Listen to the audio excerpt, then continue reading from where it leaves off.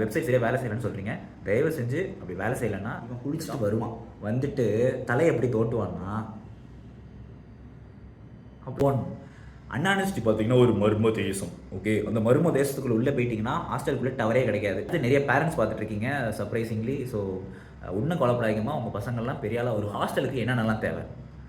Bucket எல்லாம் எப்படி இருக்கீங்க? ஸோ அன்ஆனஸ்டி admission CEG MIT ACT, so இது எல்லாமே சேம் அட்மிஷன் தான். ஸோ அந்த காலேஜ் அட்மிஷன் எப்படி போடுறது ப்ளஸ் ஹாஸ்டல் அட்மிஷன் எப்படி போடுறது, சிஜியில் ஹாஸ்டல் அட்மிஷன் எப்படி போடுறது அப்படிங்கிற 2 வீடியோ போட்டிருக்கேன். ஓகே, ஸோ அது ரொம்ப முக்கியமான வீடியோ. ஸோ இப்போ நீங்கள் கரண்ட்டாக அட்மிஷன் போட்டுட்ருக்கீங்க இல்லை ஹாஸ்டல் அட்மிஷன் போட போகிறீங்கன்னா ஸோ அது பாருங்கள்.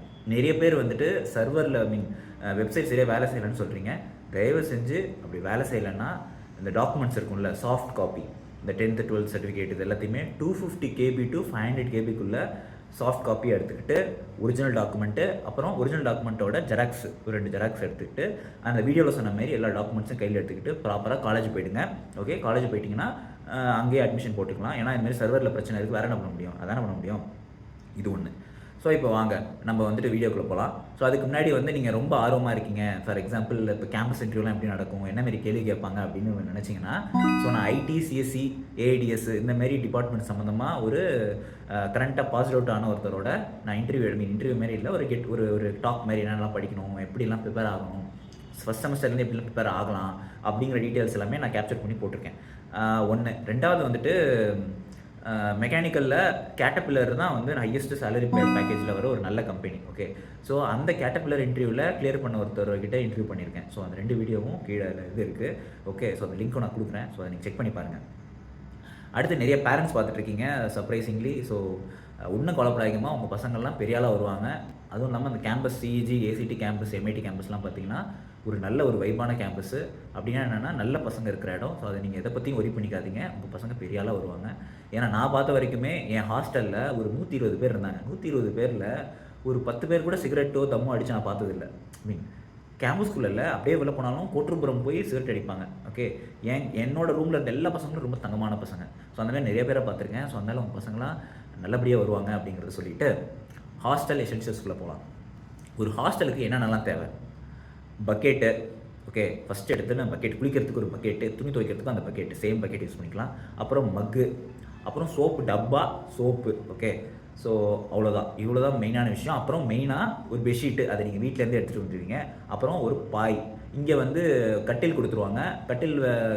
கட்டிலுக்கு பெட்டெலாம் தர மாட்டாங்க. ஓகே, ஸோ நீங்கள் தான் வந்துட்டு என்ன பண்ணணும்னா, பெட்டு வேணும்னா பெட்டு, அது காஸ்ட்லியாக இருக்கும், அதுக்கு நீங்கள் பாயே யூஸ் பண்ணிக்கலாம். எல்லாருமே பாய் தான் யூஸ் பண்ணுவாங்க. யாரும் நாங்களாம் வந்து பார்த்தீங்கன்னா எங்கள் ரூம் வந்து தாளம்னு சொல்லுவோம். தாளம் தான் என் ஹாஸ்டல் தாளம்.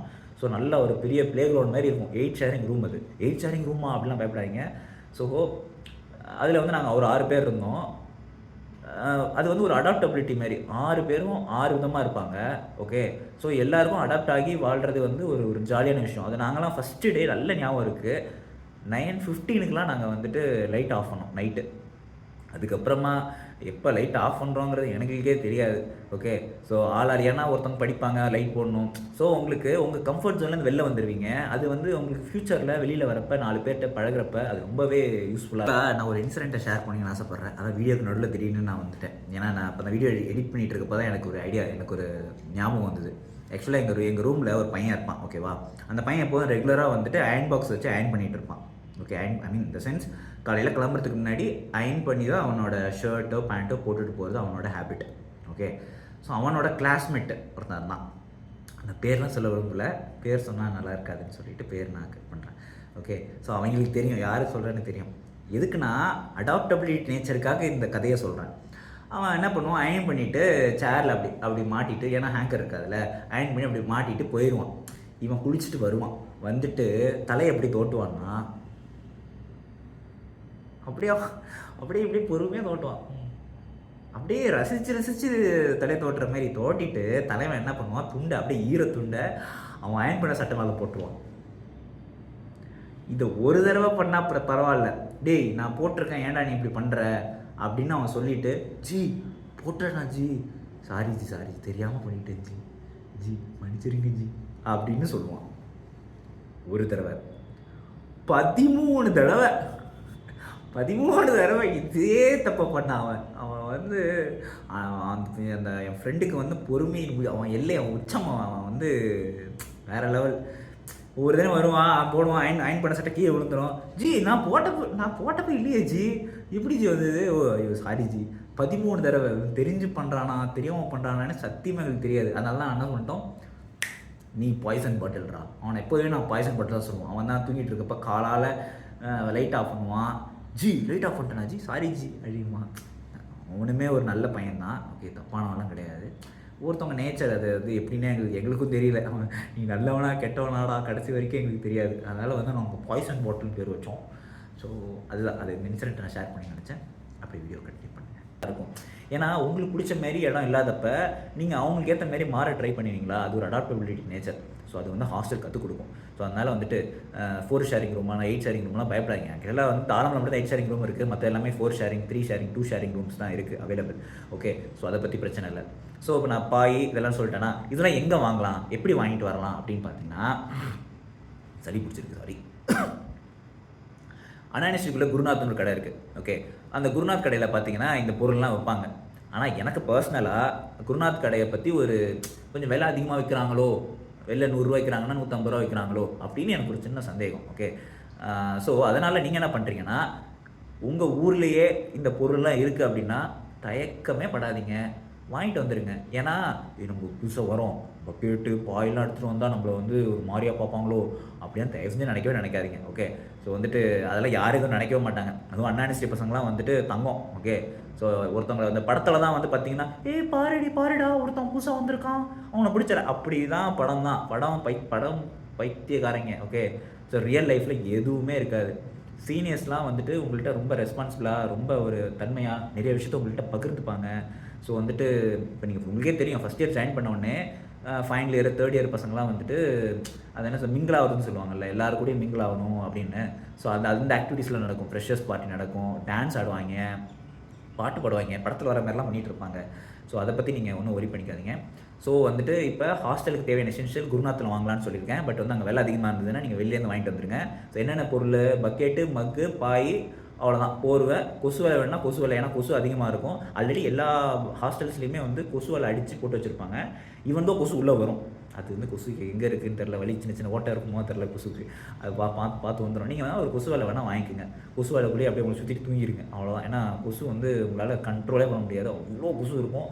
ரொம்ப ஒஸ்ட்டு, எப்படின்னே தெரியல, கொசு இருக்கும். ஓகே, இந்த ஒரு பாயிண்ட்டு. நெக்ஸ்ட்டு ஹாஸ்டல் டைமிங்கை பொறுத்த வரைக்கும் பாய்ஸ் அண்ட் கேர்ள்ஸ்க்கு ரெண்டு டிஃப்ரெண்ட் டைம் ஸ்லாட்டு. காலையில் 2 பேருக்குமே 6 மணிக்கு தான் வெளியில் விடுவாங்க. மேபி சீக்கிரம் விடிஞ்சிருச்சுன்னா ஒரு 5:30. ஆனால் ஏன்னா வெளியில் எல்லா ஹாஸ்டலுக்கும் வெளியில் ஒரு வாட்ச்மேன் மாரி உட்காந்துருப்பார். வாட்ச்மேன் மாரி வெளியில் உட்காந்துருப்பார். ஓகே, ஸோ அவர் தான் வந்துட்டு அந்த டாய்லெட்டுக்கு வந்து பெட்ரோல் பாரு தண்ணி போடுறது, டேங்க்குக்கு தண்ணி போடுறது, ஸோ இந்தமாரி ஆக்டிவிட்டீஸ்லாம் அவர் தான் இன்சார்ஜ் மாரி பார்த்துப்பார். ஓகே, அவர் தான் வந்து ஒன்ஸ் கேட்டை பூட்டிடுவாங்க, அப்புறம் வந்து திறப்பாங்க. வந்து காலையில் வந்துட்டு சீக்கிரம் விடிஞ்சிருச்சுன்னா திறந்து விட்ருவாங்கன்னு வச்சிங்களா, ஒரு 5:30லாம் திறந்து விட்ருவாங்க. ஸோ ஒரு 5:30 to 6 அதுதான் அவுட். ஓகே, இன் டைம் பார்த்தீங்கன்னா 9 மணிக்குள்ளே எல்லாம் உள்ளே வந்துடணும். ஏன் அப்படின்னா நிறைய ஹாஸ்டல்ஸில் வந்து ஃபிங்கர் பிரிண்ட் வச்சுருக்காங்க. ஓகே, அட்டண்டன்ஸ்க்கு நீங்கள் அதை வச்சிங்கன்னா உங்களுக்கு வந்துட்டு அட்டண்டன்ஸ் ஆயிரும். முன்னாடிலாம் பார்த்தீங்கன்னா ஒரு லெஜர் இருக்கும், ஒரு நோட் இருக்கும், அதில் வந்து நாங்களே கையெழுத்து போட்டு போயிடுவோம்.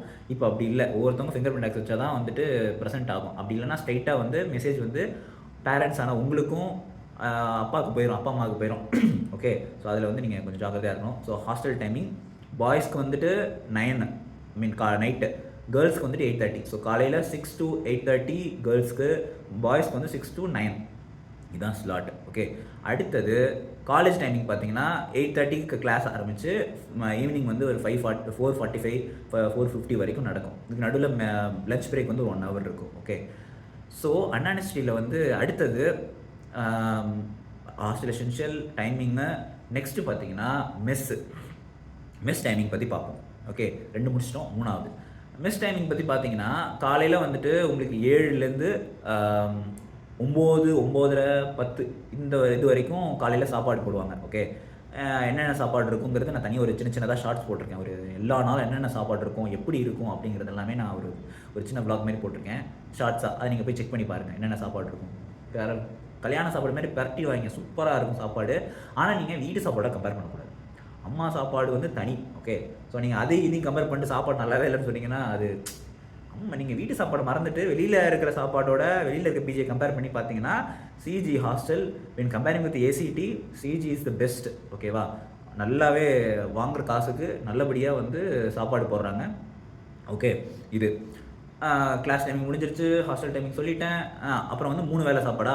ஸோ மதியம் வந்து பார்த்தீங்கன்னா 12 மணிலேருந்து 2 மணி வரைக்கும். ஓகே, அடுத்தது ஈவினிங் வந்து பார்த்தீங்கன்னா ஸ்நாக்ஸ், காஃபியோ இல்லை வந்து சுண்டல், ஸோ இந்த மாதிரிலாம் வச்சுப்போம். காஃபி, டீ, பால், சுண்டல்.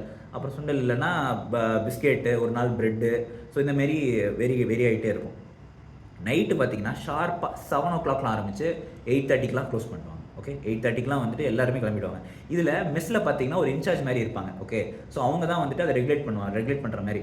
அவர் தான் வந்துட்டு யார் கரெக்டாக உள்ளே வரா, யார் உள்ளே போகிறா. ஏன்னா வந்துட்டு ஒரு 1000-1500 பேர் படிக்கிற இன்ஸ்டியூஷனில் எல்லாத்தையும் மேனேஜ் பண்ணுறது கஷ்டம் இல்லையா. ஸோ அதனால் வந்து ஒவ்வொருத்தவங்களுக்கும் மெஸ் பிரிச்சுருவாங்க. Junior mess, mega mess, senior veg mess, senior non veg mess அப்படின்னு சொல்லிட்டு. ஸோ இந்தமாரி மெஸ்ஸில் இதுமாரி இருக்கும். ஸோ மெஸ்ஸில் வந்து 2 டைப்ஸ் இருக்குது. ஒன்று வந்து of course veg and non veg. Okay, so இப்போ வெஜ்ஜில் பார்த்தீங்கன்னா அது எல்லாமே வந்து சேம் டிஷ்ஷாக இருக்கும்.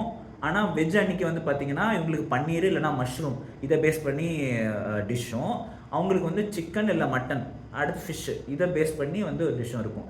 வீக்லி ட்வைஸ் வந்துட்டு நான்வெஜ் போடுவாங்க. அதேமாரி இங்கே பன்னீர் இல்லை வந்து இப்போ மஷ்ரூம் ஃப்ரை. ஸோ இந்தமாரி இருக்கும். ஓகேவா, புதன் அண்டு ஞாயிற்றுக்கிழமை வந்து நான்வெஜ்ஜும், இங்கே வந்து அதே ஸ்லாட்டு வேறு ஒன்று இருக்கும். ஓகே, ஸோ வந்துட்டு நம்ம வெஜ் முடிச்சாச்சு, நான்வெஜ் முடிச்சாச்சு, ஹாஸ்டலில் இதெல்லாம் மெயினாக கவர் பண்ணியாச்சா, வேறு என்ன சொல்கிறது. அதுக்கப்புறமா வந்து சைக்கிளிங். ஓகேவா, ஸோ வந்துட்டு ஹாஸ்டல்னா இந்த கேம்பஸ் பார்த்தீங்கன்னா ஒரு 2-3 கிலோமீட்டர் இருக்கும். ஓகே, ஸோ ஃபஸ்ட்டு டே 2-3 நாள் தான் உங்களுக்கு என்னடா கேம்பஸ் இவ்வளோ பெருசு இருக்குது, அங்கே நடக்கணுமா இங்கே நடக்கணுமான்னு உங்களுக்கு இதுவாகும். ஒன்ஸு நீங்கள் அதுக்கு அடாப்ட் ஆகிட்டிங்கன்னா உங்களுக்கு வந்து சந்து பொந்து எல்லாமே தெரியுமா. அதனால் வந்து உங்களுக்கு நடக்கிறதே பெரிய விஷயமா இருக்காது. அதனால் நான் என்ன சொல்கிறேன்னா, சைக்கிள்லாம் வாங்காதீங்க. அப்படியே ஃப்ரெண்ட்ஸோடு சேர்ந்து ஜாலியாக அப்படியே கதை பேசிகிட்டே நடந்து வந்தீங்கனாலே உடம்புக்கும் நல்லது, நல்ல ஒரு ரிலேஷன்ஷிப் பில்ட் ஆன மாதிரி இருக்கும். அது பாயாகவும் இருக்கலாம், கேர்ளாகவும் இருக்கலாம். ஓகே, அது சொல்கிறேன், அடுத்து சொல்கிறேன். இங்கே தங்கம்னு சொன்னா பசங்களாம் நல்லவங்க தான், ஆனால் என்ன காதல் வயப்பட்டுருவாங்க. நிறைய பேர் வந்துட்டு எப்படி சொல்கிறது, நிறைய பேர் நான் பார்த்துருக்கேன் வந்து லவ் பண்ணி சுற்றிட்டு இருப்பாங்க. அது அஃப்கோர்ஸ் அது தப்பு கிடையாது. பேரண்ட்ஸ் பாயிண்ட் ஆஃப் வியூ அது தப்பு தான். ஏன்னா நம்ம படிக்க வந்திருக்கோம், நம்ம இலக்கு படிக்கிறது, கஷ்டப்பட்டு நம்மளை படிக்க வச்சுருக்காங்க. ஸோ நம்ம அதை நோக்கி தான் ஓடணும். ஆனால் வந்து டிஸ்ட்ராக்ட் ஆகிடாங்க தயவு செஞ்சு. எந்த நோக்கத்துக்காக வந்திருக்கீங்களோ அந்த நோக்கத்தை வந்து அடையிற வரைக்கும் நீங்கள் வந்து எதுக்காகவும் டிஸ்ட்ராக்ட் ஆகக்கூடாது. ஸோ அதனால் வந்துட்டு 2 விதமாக இதுவாகலாம். ஒன்று, லவ் வந்து உங்களுக்கு நல்ல வகையில் கொண்டு போகலாம். அது மேக்ஸிமம் 99.99% கொண்டு போகாது. தேவையில்லாத ரிலேஷன்ஷிப்பில் தேவையில்லாத பிரச்சனைன்னு சொல்லிட்டு உங்கள் படிப்பை ஸ்பாயில் பண்ணிக்கிற மாதிரி இருக்கும். அதனால் பார்த்தீங்கன்னா ஜாக்கிரதையாக இருங்க. இந்த கெமிஸ்ட்ரி டிபார்ட்மெண்ட், ஃபிசிக்ஸ் டிபார்ட்மெண்ட்லாம் பார்த்தீங்கன்னா காதல் ஜோடிங்களாம் அப்படியே உட்காந்து அப்படியே கதை நைட் ஃபுல்லாக கதை பேசிகிட்டு இருப்பாங்க. நைட் ஃபுல்லானா 8:30 மணி வரைக்கும் கதை பேசிட்டு அவங்க இதுக்கு போயிடுவாங்க. ஓகே, இது அடுத்தது இன்னொன்று பையன் கேட்டிருந்தாங்க, அந்த ஷெல்ஃப்லாம் இருக்கா ஹாஸ்டலுக்குள்ளே அப்படின்னா. ஒவ்வொருத்தவங்களுக்கும் இண்டிவிஜுவலாக ஷெல்ஃப் இருக்கும். ஓகேவா, ஷெல்ஃபுக்கு வந்து லாக் இருக்கும். ஸோ அதனால் வந்து நீங்கள் உங்கள் திங்ஸ்லாம் அதில் வச்சு லாக் பண்ணிக்கலாம். ஸோ இது முடிஞ்சிருச்சு. வேறு அதுக்கப்புறமா ஹாஸ்டல்ஸ்லாம் வந்து நீட் அண்ட் க்ளீனாகவே மெயின்டைன் பண்ணுவாங்க. ஓகே, ஸோ அதில் எந்த பிரச்சனையும் கிடையாது. ஏன்னா ரெகுலராக வந்துட்டு அன்யூனிவர்சிட்டி ஹாஸ்டல்ஸை பொறுத்த வரைக்கும் ரெகுலராக வந்துட்டு இந்த மொத்த ஹாஸ்டல்லையுமே வந்து வெளியில் இருக்கிற வராண்டா, டாய்லெட்டு இது எல்லாமே ப்ராப்பராக க்ளீன் பண்ணிவிடுவாங்க. என்ன ரூமை மட்டும் நம்ம க்ளீன் பண்ணணும். நாங்கள் வந்து மொத்தம் 6 பேரா, நாங்கள் என்ன பண்ணுவோன்னா, அப்படியே ஒரு நாள் வந்துட்டு எல்லாருக்கும் எனக்கு சாமி வந்துடும் திடீர்னு. உடனே எல்லா ஃபேன்லையும் ஆஃப் பண்ணுவேன். ஃபேனை ஆஃப் பண்ணிவிட்டு வாடா கூட்டுவோம், எல்லாரையும் கூட்டணும்னு சொல்லிட்டு அப்படியே கூட்டி குப்பையெல்லாம் தள்ளி அப்படி தான் சுத்தம் பண்ண முடியும், எல்லாரையும் கோஆர்டினேட் பண்ணி. அப்புறம் வந்துட்டு நாங்கள் 6 பேருங்கிறதுனால தண்ணி பிடிக்கிறதுக்கு ஆரோ வாட்டர் எப்போதுமே இருக்கும். 24/7 ஆரோ வாட்டர் ஃபெசிலிட்டி இருக்கும் எல்லா ஹாஸ்டல்ஸ்லேயும். ஓகே, அதுக்கு என்ன சொல்லுவோன்னா, மொத்தம் ஒரு 10-15 பாட்டில் இருக்கும். ஜி இன்றைக்கி நீங்கள் தான் ஜி பிடிக்க போகணும், ஜி நேற்றையே பிடிச்சிட்டு வந்துட்டேன் ஜி அப்படின்னா, வா இன்றைக்கி போவோம் அப்படின்னு சொல்லிட்டு எல்லாரையும் ஏமாற்றி எல்லாரையும் தண்ணி பிடிச்சிட்டு வந்து வச்சுருப்போம். ஸோ இந்தமாரி ஒரு ஹாஸ்டல் லைஃப் நல்லா ஜாலியாக போச்சு. அப்புறம் வந்து மெயினாக வந்து பெசன்ட் நகர் பீச் இருக்குது. ஓகே, ஸோ பெசன்ட் நகர் பீச்சுக்கு வந்து நீங்கள் சாட்டர்டே சண்டேஸில் அப்படியே பொடிநடையாக நடந்து இல்லை வந்து ரன்னிங்கோ ஜாகிங்கோ போயிட்டு பீச்சுக்கு போயிட்டு அப்படியே திரும்பி வரலாம். ஓகே, 5 பஸ்ஸை பிடிச்சிங்கன்னா ஒரு 5 rupees 6 rupees அதிலே திரும்பி வந்துடலாம். ஒன்று. ரெண்டாவது வந்துட்டு என்ன சொன்னேன், மெயினான ஒரு விஷயம் ஃபோன் டவர். அன்யூனிவர்சிட்டி பார்த்தீங்கன்னா ஒரு மர்ம தேசம். ஓகே, அந்த மர்ம தேசத்துக்குள்ளே உள்ளே போயிட்டிங்கன்னா ஹாஸ்டலுக்குள்ளே டவரே கிடைக்காது. ஓகேவா, ஸோ அதுலேருந்து தப்பிக்கிறதுக்கு ஒரு வழி இருக்குது. முதல் வழி, வேக் ஆடிட்டோரியம்னு ஒரு இடம் இருக்குது. ஓகே, அந்த வேக் ஆடிட்டோரியம் முன்னாடி போய் உட்காந்துருந்தீங்கன்னா உங்களுக்கு வந்துட்டு ஃபோன் டவர் ஒழுங்காக கிடைக்கும். ஓகே, அந்த நேரத்தில் படம் ஏதாவது டவுன்லோட் பண்ணணுனாலும் சரி, படிக்கிறது டவுன்லோட் பண்ணாலும் சரி, வீட்டில் பேசணுன்னாலும் சரி, வீட்டில் வீடியோ கால் பேசணுன்னாலும் சரி, நீங்கள் அங்கே பேசிக்கலாம்.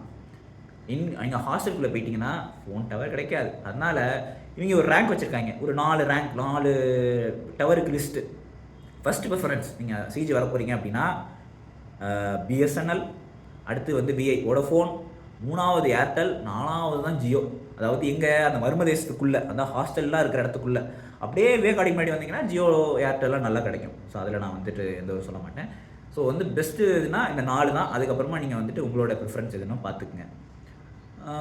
நிறைய பேசுகிற மாதிரி இருக்குது, நிறையா பேசிகிட்டு இருக்கணும். இப்போயே பாதி பேர் இருக்க மாட்டீங்கன்னு நினைக்கிறேன். It's okay.